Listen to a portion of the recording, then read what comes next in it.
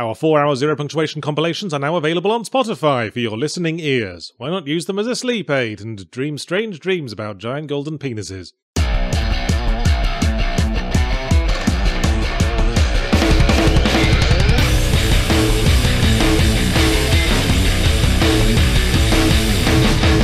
Oh god, games industry, would it kill you to show a little originality now and again? I'm so sick of playing game after game about journeyman artists in 16th century Bavaria. Why don't you ever make games about being a soldier in World War II? Or a space marine with so many LEDs on their armoured pyjamas they look like an alarm going off in a Christmas tree shop? For the benefit of the YouTube commenters, that was sarcasm. Apologies if you already picked up on that with your keen, penetrative insight. That was also sarcasm. Anyway, yes, Pentiment is a point-and-click adventure game by Obsidian Entertainment, who, after the Outer Worlds succeeded in setting the world of gaming ablaze, about as well as a spritzer full of slightly lukewarm water, have apparently decided to make one big last-ditch effort to get some use out of their college educations before they go bust. In Pentiment, we play Andreas Mahler, an artist serving an apprenticeship in an abbey in small-town Upper Bavaria, who ends up having to investigate the murder of a visiting nobleman because the villagers are all too busy farming, and the monks are all too busy knobbing each other, and Columbo's not due to be born for 400 years, so your ability to write and be condescending to people make you the closest thing to a detective these Reformation-era fuckwits are ever going to get. Pentiment is visually very striking. All the backgrounds and characters are designed to look like Reformation-era